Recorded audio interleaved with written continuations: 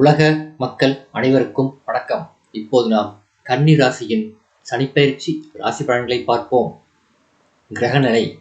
இதுவரை உங்களது ருணரோக சத்துருஸ்தானத்தில் இருக்கும் சனி பகவான் விலகி கடத்திரஸ்தானத்துக்கு செல்கிறார். 3ஆம் பார்வையால் பாக்கியஸ்தானத்தையும் 7ஆம் பார்வையால் ராசியையும் 10ஆம் பார்வையால் சுகஸ்தானத்தையும் பார்க்கிறார். குடும்பம். குடும்பத்தில் இருப்பவர்களுடன் அனுசரித்து செல்வது நன்மை தரும். கணவன் மனைவியரிடையே திடீர் கருத்து வேற்றுமை ஏற்படலாம். பிள்ளைகளுக்காக செலவு செய்ய நேரிடும். பிள்ளைகளின் முன்னேற்றத்தில் அக்கறை காட்டுவீர்கள். உறவினர்கள் மூலம் அனுகூலம் உண்டாகும்.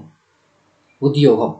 உத்தியோகத்தில் இருப்பவர்கள் அலுவலக பணிகளை சிறப்பாக செய்து முடித்து மேலதிகாரிகளின் பாராட்டை பெறுவீர்கள்.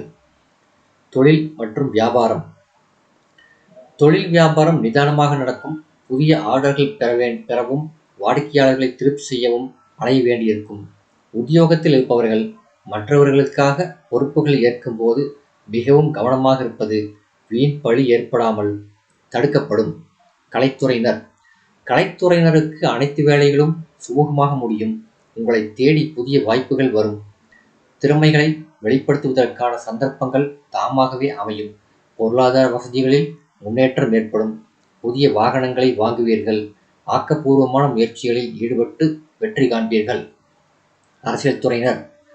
கட்சியின் மேலிடத்தில் நல்ல ஆதரவை பெறுவீர்கள். அதே சமயம் தொண்டர்கள் உங்களிடம் சற்று பாராமுகமாகவே நடந்து கொள்வார்கள். எதிரிகளின் ரகசிய திட்டங்கள் அம்பலப்படுத்தி புகழடைவீர்கள். மேலிடத்தின் ஆதரவை பெறுவீர்கள். மாணவ மாணவியர் கல்வியில் முன்னேற்றத்திற்கான அனுபவபூர்வமான அறிவு கை கொடுக்கும். தேர்வில் கூடுதல் மதிப்பெண் பெற நன்கு படிக்க வேண்டியிருக்கும். ஆசிரியர்கள் சக மாணவர்களின் ஆதரவும் கிடைக்கும். விவசாயத்துறையினர். விவசாயிகளுக்கு மகசூல் அதிகரிக்கும். இதனால் கொள்முதல் பொருள்களை விற்று நல்ல லாபத்தை பெறுவீர்கள்.